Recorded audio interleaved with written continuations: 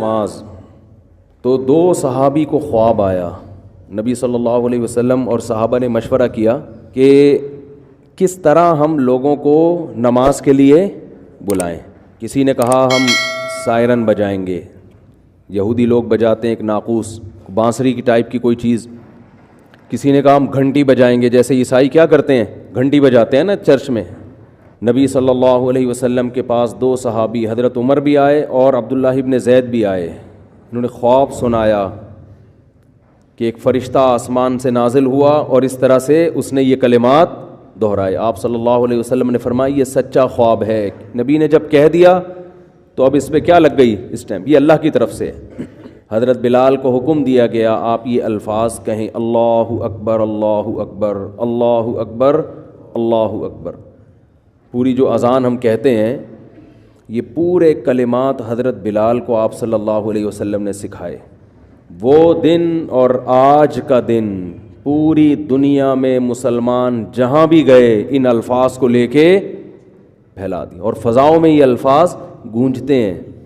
اب دیکھو ایک تو یہ انتظام کیا گیا کہ 5 وقت بلانا ہے, 5 ٹائم پہ ہر نماز کے وقت اناؤنسمنٹ ہوگی.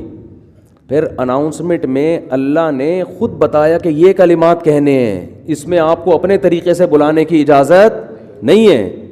یہ نماز کی اہمیت ہے اصل میں. اور پھر اللہ نے یہ بھی بتا دیا ہونا تو یہ چاہیے کہ اس میں جب ہم نماز کے لیے بلاتے ہیں تو حی علی الصلاۃ, آؤ نماز کی طرف. اصل کلمہ تو یہ ہے, بس اتنے کلمات ہیں نا. ارے بھائی نماز کے لیے بلا رہے ہیں تو مؤذن اسپیکر آن کرے بولے حی علی الصلاۃ, لوگوں آؤ نماز کی طرف, بس ختم. اب کیا رہ گیا؟ نا نا نا نا نا.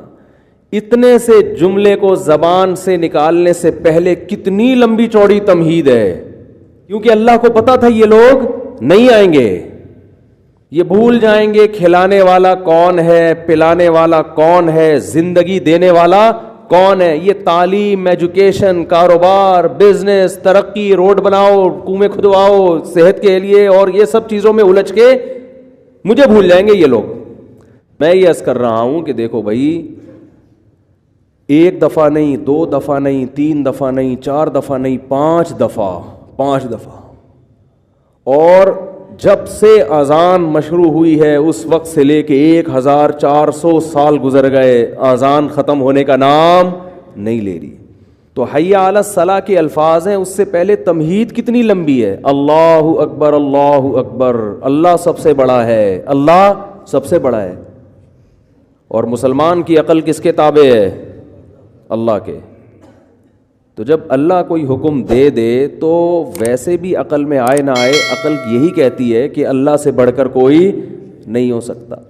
کلچر اجازت دے رہا ہے آپ کو نماز ضائع کرنے کی. فجر کی نماز کتنے لوگ گول کر دیتے ہیں, ظہر کی کتنے لوگ گول کر دیتے ہیں. کیا عقل اس کی اجازت دیتی ہے؟ جس نے پیدا کیا, جس نے بنایا, جو صبح و شام کھلاتا ہے, جس کے احسانات کے سمندر میں ڈوبے ہوئے ہیں, کیسی غیرت کی بات ہے کہ وہ.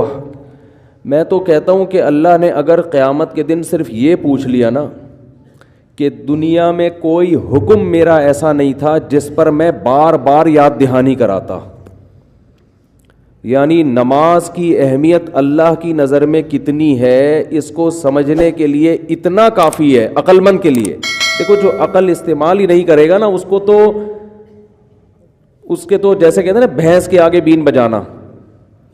لیکن جو عقل استعمال کرے گا تو آپ سوچو کہ جس کام کے لیے اللہ 5 ٹائم بلاتا ہو اور 1400 سال سے یہ کام ہوتا آ رہا ہو, 1400 سال ہو گئے.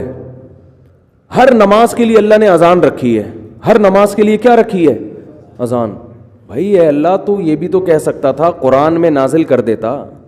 دیکھو قرآن میں ہے کہ تم پر رمضان کے روزے فرض کیے گئے ہیں. 1 دفعہ ہے, بس 2 دفعہ ہے. یہ جہاں تک مجھے یاد پڑتا ہے قرآن میں کتنی جگہ ہے؟ 2 دفعہ کہ تم پر رمضان کے روزے فرض ہیں. اب اللہ نے یہ نہیں کہا کہ جیسے ہی رمضان آئے تو یاد دہانی کراؤ, جیسے ہی رمضان آئے تو کوئی اذان دو کہ اے ایمان والو روزے شروع ہو چکے ہیں. وہ حکومت بھی اعلان کرے گی, لیکن اللہ کی طرف سے کوئی قانون اور ضابطہ نہیں ہے. سمجھ میں آ رہی ہے بات کہ نہیں آ رہی؟ وہ اعلان تو اس کا ہوتا ہے کہ چاند نظر آ گیا, کیونکہ وہ تو کبھی 29 کا بھی ہوتا ہے, کبھی 30 کا بھی ہوتا ہے نا, تو اس لیے ہم ہلال کمیٹی سے پوچھتے ہیں آ گیا کہ نہیں آ گیا. لیکن اللہ کی طرف سے کوئی آفیشلی اعلان کا انتظام نہیں ہے. بولنے میں کیا جا رہا ہے؟ نہیں ہے. ہر سال رمضان آتا ہے, اللہ کہتے ہیں وہ خود ہی کیلکولیشن کر لیا کرو, شعبان جب ختم ہو تو رمضان آ گیا تو کر لو, بس صحیح ہے, ہو گیا. 2 دفعہ اللہ نے کہہ دیا قرآن میں, اور وہ بھی ایک ہی رکوع میں کہہ دیا کہ بھئی تم پہ روزے فرض کیے گئے ہیں. فمن شہد منکم الشہر فلیصم, جو رمضان کا مہینہ پائے گا روزے رکھے گا. بس ایک دفعہ اللہ کی طرف سے کہنا کیا ہے؟ کافی. اب نہ کوئی اعلان ہوگا, نہ کوئی مؤذن ہوگا جو لوگوں کو یاد دہانی کرائے گا کہ لوگوں رمضان کا مہینہ آ گیا ہے. کوئی اللہ کی طرف سے ایسے الفاظ مؤذن کو نہیں سکھائے گئے.